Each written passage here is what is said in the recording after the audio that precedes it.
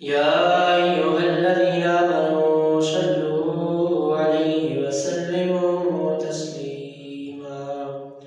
تمام احباب بس پڑھیے الصلاة والسلام عليك يا سيدي يا رسول الله وعلى آلك وأصحابك يا سيدي يا حبيب الله. الصلاة والسلام عليك يا سيدي يا خاتم النبيين وعلى آلك وأصحابك يا سيدي يا رحمة للعالمين. اللہ رب العزت کی حمد و ثنا اور اس کے بعد نبی علیہ السلام کی بارگاہ میں اپنی عقیدتوں اور محبتوں کا خیرات پیش کرنے کے بعد قابل عزت تکریم معزز سامعین و حاضرین، السلام علیکم ورحمۃ اللہ وبرکاتہ. برادران اسلام، اللہ رب العزت کا کروڑا شکر ہے کہ جس کی دی ہوئی توفیق سے میں اور آپ اس کے گھر میں جمع ہیں. دعا ہے اللہ کریم ہم سب کی یہ حاضری اپنی بارگاہ میں قبول فرمائے، اور جو کلمات خیر ہم سنیں اللہ مجھے بھی اور آپ سب کو اس پر عمل کی توفیق عطا فرمائے. آج 3 شعبان المعظم ہے اور جناب سیدنا امام حسین رضی اللہ تعالیٰ عنہ واسع رسول آپ کی ولادت کا دن بھی ہے. اور جو 2 شعبان المعظم تھی، کل کا جو دن گزرا ہے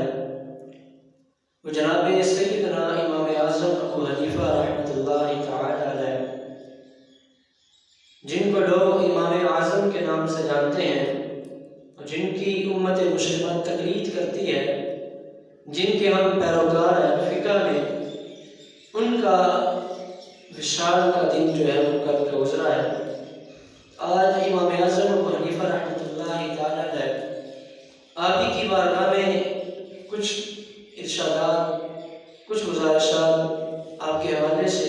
آپ کی گوش گزار کروں گا. اللہ کریم سے دعا ہے اللہ تعالیٰ میری زبان پر کلمہ حق جاری فرمائے اور ان کو سن کر مجھے بھی اور آپ سب کو عمل کی توفیق عطا فرمائے. کچھ دنیا کے اندر اللہ کچھ لوگ ایسے پیدا کرتا ہے کہ جو دنیا میں سے جانے کے بعد ان کا ذکر باقی رہتا ہے، چاہے وہ تحریری صورت میں ہو، چاہے وہ تقریری صورت میں ہو، چاہے وہ کسی بھی صورت میں ہو، اللہ ان کا ذکر جو ہے باقی رکھتا ہے. کہ جس طرح اللہ کے پاک نبی علیہ السلام جب اپنی والدہ محترمہ کے ساتھ اپنے ننیال سے واپس آ رہے تھے تو سیدہ آمینہ سلام اللہ علیہا آپ کا جب آخری وقت آیا، آپ نے اپنے بیٹے سے مخاطب ہو کر کہا، بیٹا ہر نئی چیز نے قرآن میں جانا ہے، لیکن میں ہر شخص دنیا میں جانے کے لیے آیا ہے، میں تو جا رہی ہوں لیکن میرا ذکر باقی رہے گا. فرمایا میرا ذکر اس لیے باقی رہے گا کہ میں تیرے جیسا ستھرا بیٹا دنیا کو دے کے جا رہی ہوں. فرمایا میرا ذکر جو ہے وہ باقی رہے گا، لوگ قیامت تک جب تیرا نام لیں گے ساتھ میرا بھی نام لیں گے. تو گویا کچھ ہستیاں دنیا میں ایسی پیدا ہوتی ہیں جن کا مرنے کے بعد بھی لوگ نام لیتے ہیں. اللہ رب العزت نے بھی قرآن کریم کے اندر ایسی ہستیوں کا ذکر کیا. فرمایا والسابقون الاولون من المہاجرین والانصار والذین اتبعوہم بإحسان، کہ کچھ جو سب سے پہلے سبقت لے گئے ایمان لانے میں، جو دین اسلام کے اوپر عمل کرتے میں سبقت لے گئے، ان کے اوپر اللہ بھی راضی ہے، وہ بھی رب کے اوپر راضی ہے. اور ان کے بعد جو آئیں گے ان کی کنڈیشن بھی، ان کی کیفیت بھی یہی تھی. یعنی علماء فرماتے ہیں کہ اس آیت طیبہ سے مراد صحابہ کرام تو ہے ہی، لیکن آپ کے بعد جو طبقہ ہے تابعین کا، اللہ نے وہ مراد لیے ہیں. یعنی صحابہ کرام کے بعد جو دور تھا، اللہ نے اس دور کی فضیلت، اس دور کے لوگوں کی حالتیں بیان فرمائی. فرمایا وہ لوگ ایسے ہوں گے کہ وہ رب کے اوپر راضی ہوں گے، اللہ ان کے اوپر بھی راضی ہوگا. یعنی ان کے اوپر جس طرح کے مرضی حالات آئے ہوں گے لیکن وہ ہر موقع پر اپنے رب کی رضا کے اوپر راضی رہے ہوں گے. انہی ہستیوں میں سے ایک نام جناب امام اعظم ابو حنیفہ رحمۃ اللہ تعالی علیہ ہے. اس دور میں تابعین کے دور میں جناب امام اعظم ابو حنیفہ رحمۃ اللہ تعالی علیہ کا دور بھی آتا ہے. آپ کی تاریخ پیدائش 80 ہجری بتائی جاتی ہے کہ آپ 80 ہجری میں پیدا ہوئے اور غالباً 80 صحابہ کرام کی آپ نے زیارت فرمائی ہے۔ پھر آپ تابعین میں آتے ہیں اور تابعین اور اکثر علماء آپ کے بارے میں اختلافات بھی کرتے ہیں، اور علماء فرماتے ہیں جو بندہ جتنے قد کاٹ کا ہو، جتنا بڑا ہو، اس کے مخالفین بھی اتنے ہی زیادہ ہوتے ہیں۔ ان کی کوشش ہوتی ہے کہ یہ بندہ آگے کیوں نکل رہا ہے، اس کو کسی طریقے ہم نیچے لے کر آئیں۔ فرماتے ہیں انہوں نے 80 سے زائد صحابہ کرام کی زیارت کی اور اللہ کے نبی علیہ السلام کے فرامین 2 واسطوں سے سنے، انہی صحابہ کرام سے سنی، انہوں نے اللہ کے نبی علیہ السلام سے سنا تھا۔ اور پھر انہوں نے اسی دور میں جب ابھی احادیث کو جمع نہیں کیا گیا تھا، ابھی لوگوں کے ذہنوں میں محفوظ تھی، تو تب ابواب بندی کی احادیث سے مسائل لے کر اس کے ابواب بنائے کہ جس طرح اب ہمارے پاس کتابی شکل موجود ہے، احادیث کی مسائل کی کتابیں موجود ہیں، تو یہ سب سے پہلے جس ہستی نے تشکیل دیے تھے، ابواب بندی کی تھی، جس طرح آپ پڑھتے ہیں نماز کا بیان ہے، روزے کا بیان ہے، حج کا بیان ہے، زکوٰۃ کا بیان ہے، ہر کتاب میں مختلف قسم کے بیانات ہیں۔ تو یہ ساری ابواب بندی 100 ہجری کے درمیان جناب امام اعظم ابو حنیفہ رحمۃ اللہ تعالیٰ کے دور انور میں کی گئی تھی، اور ابھی احادیث کو جمع نہیں کیا گیا تھا کہ آپ نے ان سے مسائل بھی اخذ کر لیے تھے۔ تو آپ کے شاگردوں نے 6 سے زائد کتب بھی سارے مسائل جو ہے وہ جمع کیے ہیں، جس کو لوگ ظاہر روایت کے نام سے جو ہے وہ جانتے ہیں، اور اس میں بہت ساری تقریباً 6 کتابیں آپ کے دور میں لکھی گئی، آپ کے شاگردوں نے آپ کے ملفوظات جو آپ کے دروس ہوتے ہیں، جو آپ درس دیتے، ان کو جمع کر کے آپ نے وہ کتابیں آپ کے شاگردوں نے لکھی ہیں۔ اور آج جتنے بھی مفتیان عظام ہیں، مفتیان کرام ہیں، جب بھی کسی مسئلے کے بارے میں حل نکالتے ہیں، فتویٰ دیتے ہیں، تو انہی 6 کتابوں کو پڑھ کر، امام اعظم ابو حنیفہ کی کتابوں کو پڑھ کر، آپ کے شاگردوں کی کتابوں کو پڑھ کر اور لوگوں کے سامنے مسائل کو بیان کرتے ہیں۔ امام اعظم ابو حنیفہ رحمۃ اللہ تعالیٰ آپ وہ شخصیت ہے کہ جن کے بارے میں اللہ کے نبی علیہ السلام نے خود بشارت عطا فرمائی تھی۔ حضرت سلیمان فارسی رضی اللہ تعالیٰ عنہ آپ نبی علیہ السلام کی بارگاہ میں حاضر تھے، آپ نے سیدنا سلیمان فارسی کے سر پہ ہاتھ رکھ کے فرمایا تھا، سلیمان تیرے علاقے سے ایک ایسا شخص پیدا ہوگا، اگر ایمان سریا کے اوپر بھی پہنچ جائے تو وہ ایمان کو سریا سے لے لے گا، وہاں سے بھی حاصل کر لے گا۔ اگر علم جتنا مرضی بلند ہو جائے، ایک شخص ایسا آئے گا جو علم کی وہ سریا کی بلندیوں سے بھی جو ہے وہ لے آئے گا۔ علماء فرماتے ہیں اللہ کے نبی علیہ السلام کی اس حدیث سے مراد حضرت امام اعظم ابو حنیفہ رحمۃ اللہ تعالیٰ کی شخصیت تھی کہ آپ ہی ایران سے ایسے واحد شخص پیدا ہوئے ہیں جنہوں نے حدیث کے اندر، فقہ کے اندر سب سے اعلیٰ نام کمایا ہے، کہ جنہوں نے آپ کے بارے میں تھا، پہلے تو آپ بہت بڑے تاجر بھی تھے، کاروبار بھی تھا آپ کا، لیکن آپ کے دور کے جو علماء تھے، جو محدثین تھے، انہوں نے آپ کے ذہنی لگاؤ کو دیکھا تو انہوں نے فرمایا بیٹا تو تجارت ہی نہ کر بس، بلکہ علم کے اندر بھی جو ہے شریک ہو جائے۔ 20 سال کی عمر میں آپ علم پڑھتے رہے، دوبارہ پھر علم کے حلقے کے ساتھ وابستہ ہوئے، تو پھر علم ہی پڑھتے رہے اور اتنا نام کمایا کہ لوگ آپ کو امام اعظم کے نام سے جاننے لگے۔ اور پھر آپ نے تمام مسائل کو لوگوں کے سامنے رکھا اور ہر مسئلے کا حل قرآن و حدیث سے لوگوں کے سامنے بیان کیا۔ آپ خود فرماتے ہیں کہ میں جب ایک مسئلہ بیان کرتا ہوں، کسی مسئلے کی وضاحت کرتا ہوں، تو سب سے پہلے اس کو کتاب اللہ میں دیکھتا ہوں کہ آیا اس مسئلے کا قرآن میں کوئی حل ہے یا نہیں۔ اگر مجھے اس مسئلے کا حل قرآن میں نہیں ملتا تو پھر میں اللہ کے نبی علیہ السلام کے فرامین دیکھتا ہوں،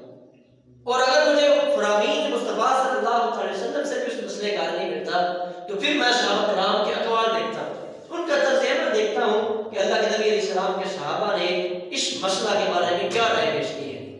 مطلب اگر مجھے صحابہ کی رائے میں پیش نہ ملے، پھر میں امت کا جو مجتہد گروہ ہے ان سے دیکھتا ہوں کہ ان کی رائے اس مسئلہ کے بارے میں کیا ہے، تو میں بھی مجتہد ہوں، میں بھی اپنی رائے قرآن و سنت کے مطابق اس مسئلے کے اوپر جواب پیش کرتا ہوں۔ تو گویا امام اعظم ابو حنیفہ رحمۃ اللہ تعالیٰ محدث بھی تھے، فقیہ بھی تھے اور مجتہد بھی تھے، جو احادیث سے، قرآنی آیات سے مسائل اخذ کرتے تھے۔ اب دیکھیں بہت سارے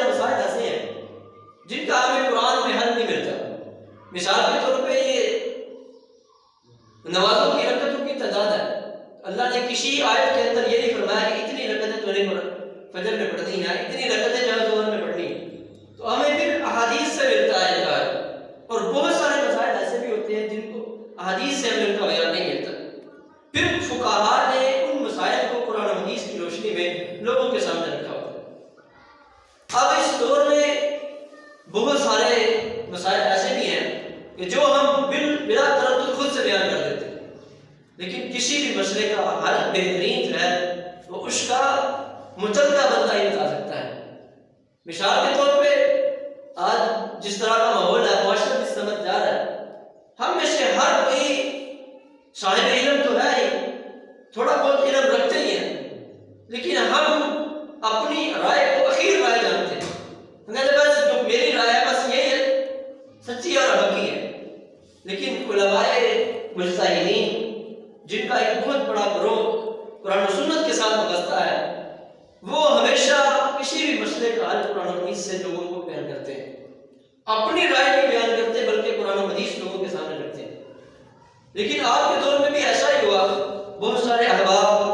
آپ کے اوپر تانا زنی بھی کرنے لگے کہ یہ وہ شخصیت ہے جن سے نہ تو زیادہ احادیث مروی ہیں، لیکن انہوں نے اتنے زیادہ مسائل کہاں سے عکس کیے ہیں. امام اعظم ابو حنیفہ رحمۃ اللہ تعالیٰ علیہ کے بارے میں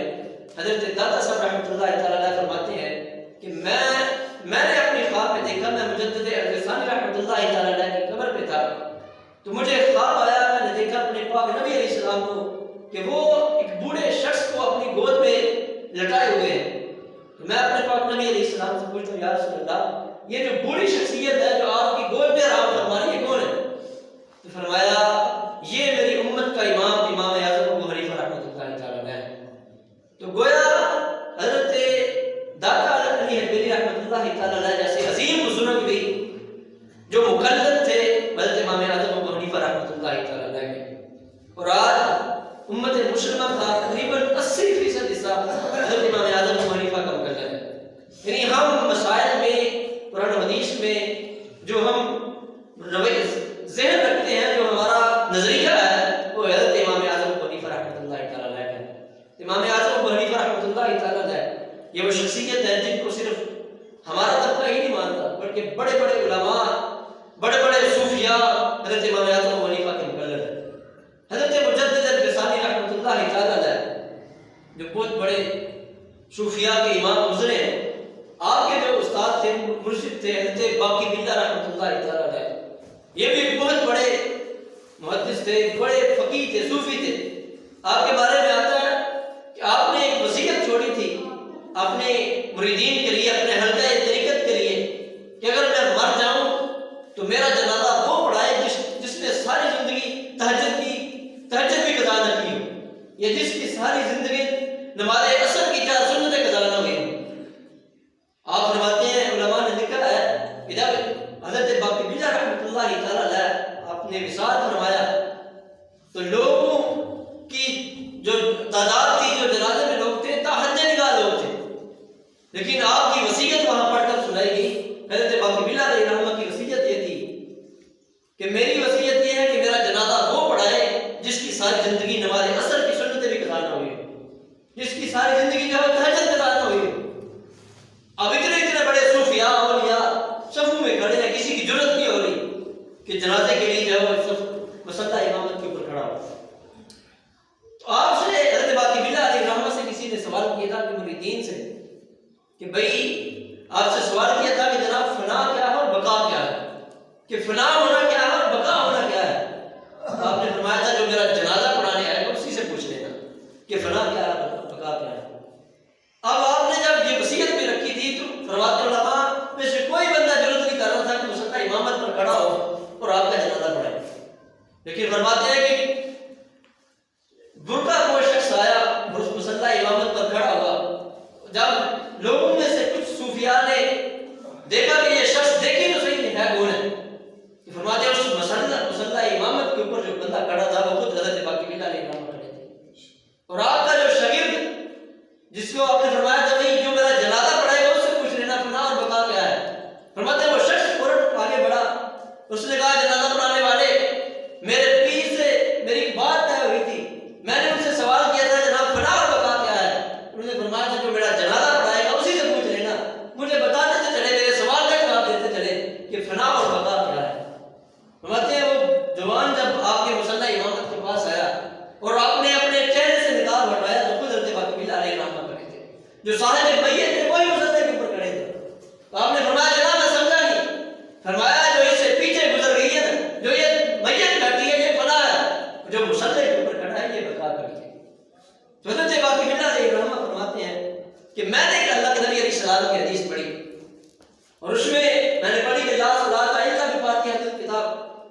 کہ جو کوئی نماز جو ہے وہ قرات کے بغیر جو ہوتی ہے، سورہ فاتحہ کے بغیر نماز نہیں ہوتی. فرماتے میں نے جب یہ حدیث پاک پڑھی تو میں امام کے پیچھے بھی قرات کرنے لگا. حضرت باقی علیہ رحمہ فرماتے ہیں میں جب یہ حدیث پاک پڑھی تو میں خود جو ہے امام کے پیچھے قرات کرنے لگا. فرماتے ہیں جب چند دن گزرے تو میری خواب میں حضرت امام اعظم ابو حنیفہ تشریف لائے. فرماتے ہیں میں نے تو وہ حضرت باقی علیہ رحمہ فرماتے ہیں میں نے ان سے پوچھا جناب، اور وہ خود ہی مجھے ارشاد فرمانے لگے باقی تو امام کے پیچھے قرات کیوں کرتا ہے؟ فرماتے ہیں مجھے ماننے والے ہزاروں اولیاء صوفیاء ہیں، اگر میں نے کوئی غلط مسئلہ ان کے سامنے رکھا ہوتا تو وہ کبھی بھی ولی نہ بن سکتے، کہ اگر وہ غلط ہی کام کرتے رہے ہوتے تو کبھی بھی ولی نہ بنتے. فرمایا صرف ایک حدیث نہیں ہے، اللہ کے رسول علیہ السلام کی کروڑوں احادیث، لاکھوں احادیث بھی ہیں جو لوگوں نے بیان نہیں کی یا کسی کے حاشیے خیال میں نہیں آئی. آپ نے فرمایا اللہ کے نبی علیہ السلام کی یہ حدیث بھی ہے کہ قرات الامام قرات المقتدی، امام کی جو قرات ہے وہ مقتدی کی قرات ہے، کہ جو امام پڑھ رہا ہوتا ہے وہ پیچھے مقتدی کے لیے کوئی حکم ہوتا ہے. فرمایا یہ اللہ کے نبی علیہ السلام کی حدیث ہے. اور فرمایا جو دوسری حدیث آپ نے پڑھی تھی وہ تنہا نماز پڑھنے والے کے لیے ہے، جو اکیلا نماز پڑھ رہا ہو اس کے لیے سورہ فاتحہ پڑھنا لازم اور ضروری ہے، اور جو امام ہو اس کے لیے جو فاتحہ پڑھنا ضروری ہے. اور یہاں علماء فرماتے ہیں کہ کوئی بھی حدیث پڑھ کے بندہ اس پہ منوان عمل نہیں کر سکتا.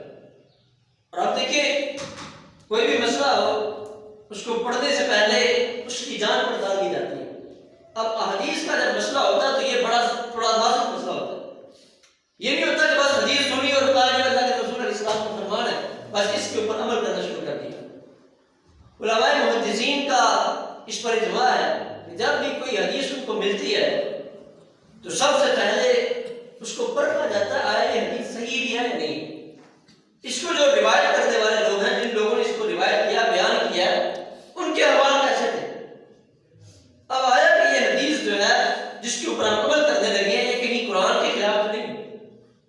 تو پھر جب بہت سارے علوم کے بعد کسی حدیث کے اوپر سرچ کی جاتی ہے تو پھر بتایا جاتا ہے اس حدیث سے فلاں فلاں مسئلہ حل ہوتا ہے. اب اس حدیث کے تمام ضوابط جو ہیں وہ صحیح ہیں، پھر اس کے بعد جو ہے وہ عوام الناس کے سامنے اس حدیث کو رکھا جاتا ہے.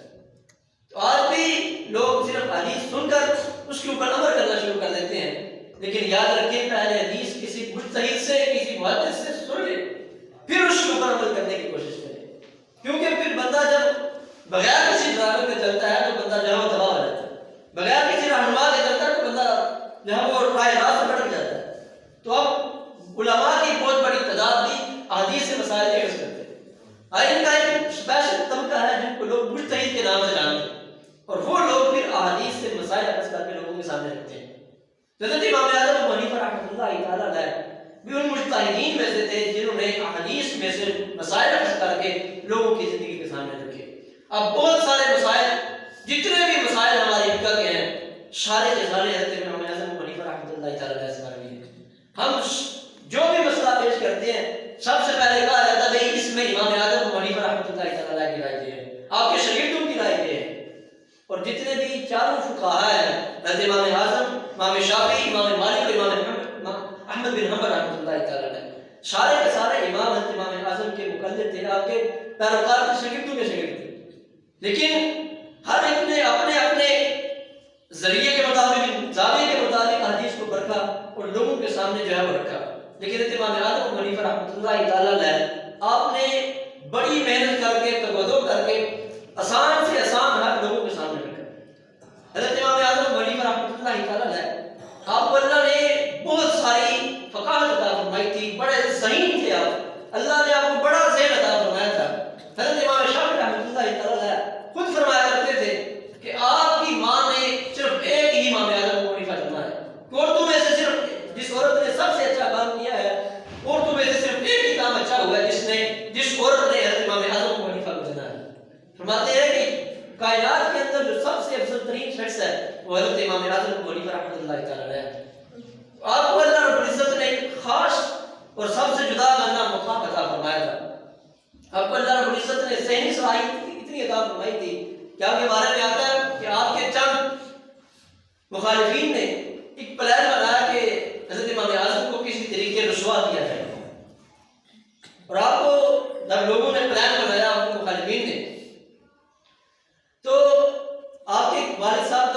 جو ہے وہ وصال ہو گیا، والد گرامی کا انتقال ہوا، فرماتے ہیں 3 دن میں سوگ میں اپنے گھر میں رہا، لوگ فاتحہ خوانی کے لیے آتے رہے۔ چوتھے دن جب میں گھر سے باہر نکلا تو میرا جو بڑا مخالف تھا، میرا جو بڑا دشمن بنا پھرتا تھا، اس نے سرے بازار چوک میں مجھے کہہ دیا، ابو حنیفہ تیرا باپ تو فوت ہو گیا، تو آپ اپنی ماں کا نکاح میرے ساتھ کر دیں۔ تو امام اعظم رحمۃ اللہ تعالیٰ فرماتے ہیں مجھے بڑا دکھ ہوا اور میں پریشان بھی تھا کہ یار اس شخص نے مجھ سے کون سی بات کر دی۔ فرماتے ہیں میں خاموش کھڑا رہا، لوگ بھی میری طرف دیکھ رہے تھے کہ حضرت امام اعظم کا جواب کیا ہو۔ حضرت امام اعظم ابو حنیفہ رحمۃ اللہ تعالیٰ وہی خاموش کھڑے، اس شخص نے دوبارہ اپنا سوال دہرایا، آپ بھی شرم کے مارے اپنا سر نیچے کیا اور آپ نے اس کو جواب دیا۔ یہاں ذرا میں اور آپ اپنے آپ کو رکھیں، کوئی مجھے یا آپ کو ہماری ماں کے بارے میں برا بھلا کہے نا، ہم ذرا بھی برداشت نہیں کرتے، لیکن ہمارے علماء کو، صوفیاء کو اللہ نے بڑا حوصلہ دیا تھا، بڑا جگرا دیا تھا، وہ ہر جاہل کی بات کو برداشت کرتے تھے اور صبر نہ نہیں برداشت کرنے کا ہے۔ حضرت امام اعظم ابو حنیفہ رحمۃ اللہ تعالیٰ شخص سے فرماتے ہیں بھائی ابھی تو میری ماں نے عزت گزارنی ہے اور میری ماں بالغہ ہے، عزت کے بعد میں دیکھوں گا کہ وہ خود اپنی مرضی سے تم سے نکاح کرنا چاہے تو کر سکے۔ فرماتے ہیں امام اعظم نے اتنی بات کہی اور اپنی منزل کی جانب روانہ ہوا۔ ابھی تھوڑی ہی دور گئے تھے کہ جس شخص نے آپ کو وہ الفاظ کہے تھے وہ فوراً اسی جگہ زمین پہ ڈیر ہو گئے۔ لوگ بھاگتے ہوئے حضرت امام اعظم کے پاس آئے، فرمایا جناب آپ نے اس شخص کے لیے کیا بد دعا کی ہے کہ وہ ابھی دل کا دورہ پڑا اور فوت ہو گئے؟ آپ نے فرمایا میں نے اس کو کچھ بھی بد دعا نہیں کی، میرے صبر نے اس کی جان جو ہے وہ لے لی، تو میں نے صبر کیا تھا، اللہ نے میری صبر کی بدولت اس شخص کی جان لے لی۔ تو وہ جو بندہ کسی صوفی کو، فقیر کو بلا وجہ تنگ کرنے کی کوشش کرتا ہے، پھر اللہ اس کو اپنی بات خود سکھاتا ہے۔ حضرت بہلول دانا رحمۃ اللہ تعالیٰ آپ کے بارے میں آتا ہے کہ کسی عاشق نے آپ کو تھپڑ مارا تھا، آپ ایک جگہ سے گزر رہے تھے تو ایک حلوائی کی دکان سے گزرے تو حلوائی نے آواز دی کہ جناب یہ دودھ کا پیالہ نوش فرمائیں۔ آپ نے گرم گرم دودھ پیا اور چل پڑے اور اللہ کا شکر ادا کیا کہ مالک تیرا شکر ہے کہ میں بھوکا تھا، تم نے مجھے دودھ سے سیراب کیا۔ فرماتے ہیں چل رہا تھا تو بارش ہلکی ہلکی چل رہی تھی، تو ایک محبوب اور محبوبہ روڈ کے اوپر بیٹھے تھے اور میرے جوتے بڑے بڑے تھے، اس کی چیٹیں اڑ رہی تھی، تو میرے جوتوں کی چیٹیں جو ہے اس محبوب کی محبوبہ پر پڑے، اس نے مجھے پاگل سمجھ کر، دیوانہ سمجھ کر تھپڑ مار دیا۔ فرماتے جب مجھے تھپڑ مارا تو میں نے اللہ کا پھر شکر ادا کیا۔ اور جو بزرگ لوگ ہوتے ہیں، صوفیاء ہوتے ہیں، حضرت اللہ کے نبی علیہ السلام کے حدیث پاک نے فرمایا کچھ لوگ کائنات کے اندر ایسے بھی موجود ہیں کہ جن کی وضاحت بڑی عجیب طرح کی ہوتی ہے، ان کے بال پراگندہ ہوتے ہیں، لیکن جب اللہ کے نام کی کوئی قسم اٹھا لے نا، اللہ ان کی قسم ضرور پوری کرتا ہے۔ حضرت بہلول دانا رحمۃ اللہ تعالیٰ فرماتے ہیں میں جا رہا تھا، لوگ میرے ارد گرد جمع ہوئے، تھوڑی دیر کے بعد وہی شخص جس نے مجھے تھپڑ مارا تھا، میں نے اس تھپڑ کے اوپر بھی اللہ کا شکر ادا کیا کہ مالک تیرا شکر ہے، کہیں تو مجھے دودھ کے پیالے نوش کرواتا ہے تو کہیں اپنی مخلوق سے مجھے تھپڑ مرواتا ہے، تو میں مالک تیرے بے نیازی ہے۔ فرماتے شکر کر کے بھی چلا ہی تھا، پیچھے سے وہی عاشق جو مجھے تھپڑ مار رہا تھا، اللہ نے اسے ابھی زمین سے گڑا مارا اور اس کی جان جا اٹھی۔ لوگوں نے کہا کہ اس کو حضرت بہلول دانا کی بد دعا لگی ہے۔ آپ نے فرمایا بد دعا نہیں لگی، میرا بھی یار تھا، اس کا بھی یار تھا، اس کے یار کو میری ادا ناپسند لگی تو اس نے مجھے تھپڑ مارا، اور میرا بھی کوئی یار تھا، میرا بھی کوئی والی تھا، جب میرے یار کو اس کی ادا ناپسند آئی اس نے بھی اس سے بدلہ جواب لے لیا۔ تو گویا جو صوفیاء علماء بزرگ ہوتے ہیں ان کے ساتھ کبھی بھی انسان کو ٹکر نہیں دینی چاہیے، اور خصوصاً جو بلند قسم کے لوگ ہوتے ہیں ان کو بھی ان کے اپنے ہی حال میں بس رہنے دینا چاہیے۔ اگر آپ کے پاس توقعات ہوں، ہمارے ساتھ خدا کرتے تھے کہ پتر کوئی مانگنے والا آ جائے تو اللہ کا شکر ادا کیا کہ وہ تیرے در پہ مانگنے کے لیے آیا ہے، تو کسی کے در پہ نہیں گیا۔ اور ہمیں فرمایا کرتے ہیں پتر تم نے ٹانگوں پہ آنا ہوتا ہے، رکشوں پہ آنا ہوتا ہے، ان رکشوں والوں کے ساتھ بھی لڑائی نہ کیا کرو، اگر وہ 10 روپے زیادہ مانگے تو ان کو دے دیا کرو، کوئی مسئلہ نہیں، تمہارے 10 روپے سے اس میں امیر نہیں ہو جانا، لیکن تمہارا ضرورت ماننے کے لیے لوگ بہت کچھ کریں۔ تو جو اللہ کے راہ پہ چل جاتے ہیں، اللہ کے راہ پہ چلتے ہیں، پھر ان کے اللہ امتحانات بھی کر دیتا ہے۔ حضرت امام اعظم ابو حنیفہ رحمۃ اللہ تعالی علیہ کے بارے میں آتا ہے کہ آپ کو اللہ نے بڑی ذہانت عطا فرمائی تھی، بڑے وسیع الظرف تھے. آپ کے چند مخالفین نے آپ کو بدنام کرنے کی کوشش کی. ایک عورت کو پیسے بھی دیے کہ تم یہ پیسے چار دے دو اور امام اعظم کے اوپر الزامات لگاؤ کہ اس نے میرے ساتھ بدکاری کی. اب اس عورت کو جب منا لیا گیا، آپ تہجد کے وقت جب نماز کے لیے تشریف لا رہے تھے تو اس عورت نے آپ کو برگلا کر کہا کہ میرا باپ قریب المرگ ہے، وہ کچھ نصیحتیں کرنا چاہتا ہے، تو آپ ان کے پاس تشریف لائیں اور ان کی وصیت لکھ لیں، ایسا نہ ہو کہ وہ آپ کے آنے سے پہلے وصال کر لیں. حضرت امام اعظم ابو حنیفہ رحمۃ اللہ علیہ کے گھر میں چلے گئے. اب جو مخالفین تھے جنہوں نے یہ سوچا چلایا تھا کہ ہم آپ کو معاذ اللہ بدنام کریں گے، تو فوراً انہوں نے دعویٰ کھول دیا. اب عورت کو بھی سمجھایا تھا، فوراً قاضی آیا اور اس نے حضرت امام اعظم ابو حنیفہ کو گرفتار کر لیا. اب حضرت امام اعظم ابو حنیفہ پہلے ہی وضو سے تھے. اب جب جیل میں بند کیا گیا تو آپ فوراً وہاں مصلی بچھایا اور اللہ کی عبادت شروع کر دی. اب جب آپ نے عبادت شروع کی تو عورت چیخنے چلانے لگی اور آپ سے التجا کرنے لگی کہ جناب آپ مجھے معاف کر دیں، مجھے انہوں نے برگلایا تھا. تو آپ نے فرمایا پھر حالت تمہیں میں بتاتا ہوں، اب ایسا کر تو نکاح اوڑھ اور اس دروگے کو بول میں نے گھر میں کسی ضروری کام کے لیے جانا ہے، تو فوراً تو واپس آ جانا، یہ بھی تیرے ساتھ چلے گا اور تمہیں اجازت بھی دے دے گا. ماتے جب ساتھ گئی، وہ دروگا بھی ساتھ، جیل کا ساتھ گیا. ماتے میرے گھر چلی جانا اور میری عورت کو سمجھا دینا، جو میری بیوی ہے اس کو اپنے اس کے ساتھ جو بھیج دینا. علماء نے لکھا ہے کہ وہ عورت جس نے آپ کے اوپر الزامات لگائے تھے وہ اس نے نقاب اوڑھا اور آپ کے گھر تشریف لے گئی اور آپ کی زوجہ سے کہا کہ جناب اس طرح کے معاملات ہوئے ہیں، اب آپ کی عزت اور میری عزت جو ہے بچ جائے گی اگر آپ جیل خانے میں چلی جائیں گی. اور حضرت امام اعظم بھی وہاں موجود ہے. اب آپ اس عورت نے آپ کو برقع پہنایا، آپ کی زوجہ کو، اور وہ جیل کی طرف جاؤ تشریف لے آئے. اب حضرت امام اعظم ابو حنیفہ کی زوجہ اسی جیل میں آ گئی جہاں حضرت امام اعظم ابو حنیفہ خود موجود تھے. اب جب صبح کو عدالت میں فیصلہ پیش ہونا تھا، مقدمہ چلنا تھا، حضرت امام اعظم ابو حنیفہ کو جب کٹہرے میں کھڑا کیا گیا، آپ نے فرمایا میری ایک گزارش یہ ہے کہ جب مقدمہ چلایا جائے اس سے پہلے میرے سسر کو بلایا جائے. جب مقدمہ پیش ہوا آپ کے سسر بھی وہاں موجود تھے. آپ نے فرمایا سب سے پہلے تو یہ چیک کیا جائے کہ جو عورت میرے ساتھ پائی گئی ہے آیا وہ میری منقوہ بھی ہے یا نہیں، وہ میری بیوی بھی ہے یا نہیں. آپ کے سسر نے آ کر دیکھا آپ کا نکاح، عورت کا نکاح اٹھایا، تو نے کہا یہ تو میری بیٹی ہے، میں نے ان کا نکاح امام اعظم ابو حنیفہ سے کیا. تو وہاں جو آپ کے مخالفین تھے انہوں نے سوچا کہ ہم نے چاہ تو کچھ اور چلی تھی، لیکن امام اعظم نے اپنے ذہن کی وجہ سے، خداداد صلاحیت کی وجہ سے آج پھر ہمیں جو ہرا دیا. حضرت امام اعظم ابو حنیفہ رحمۃ اللہ تعالی علیہ وہاں بھی اپنی عورت کے ساتھ ہی جو ہے دیو کے اندر پائے گئے. اللہ نے آپ کو بہت بڑے الزام سے جو بچا لیا. تو گویا حضرت امام اعظم جن کے ہم پیروکار ہیں وہ کوئی معمولی سی ہستی نہیں ہے، یا جن کی وجہ جن کی تقلید ہم کرتے ہیں وہ ایک معمولی ہستی نہیں ہے. آپ نے آپ کے سامنے قاضی القضات جس کو ہم چیف جسٹس کہتے ہیں اس کا بھی عہدہ پیش کیا گیا، لیکن آپ نے وہ عہدہ پیش قبول نہیں کیا کہ مجھے پھر ان کی رائے کے مطابق فیصلے کرنے پڑیں گے. اور آپ کی سب سے بڑی شان یہ ہے کہ جب یہ چیف جسٹس کا عہدہ کسی کو سونپنا تھا تو سب سے پہلے جو قاضی القضات جو سب سے بڑا جسٹس بنا تھا، جو چیف جسٹس بنا تھا، وہ آپ ہی کا شاگرد بنا تھا. اور آپ کے شاگرد ہی کی وجہ سے آج پوری کائنات کے اندر فقہ حنفی جو ہے وہ شائع ہوئی ہے. وہاں ہر طبقے میں جو ہے وہ آپ کی کتابیں جو لوگوں کے سامنے جو ہے وہ کتابی شکل میں موجود ہے. امام اعظم ابو حنیفہ رحمۃ اللہ تعالی علیہ کو قاضی القضات کا عہدہ نہ قبول کرنے پر کئی سال سزا دی گئی، جیل میں بند کیا گیا. اور آپ کے بارے میں آتا آپ نے جیل کے اندر 7000 مرتبہ قرآن کریم کی تلاوت کی اور 45 سال تک ایک وضو سے فجر بھی پڑھتے، عصر بھی، ظہر بھی، مغرب بھی اور عشاء بھی، پانچوں نمازیں ایک ہی وضو کے ساتھ پڑھتے. گویا سارا دن اللہ کی عبادت کے اندر صرف کرتے تھے. تو بھائی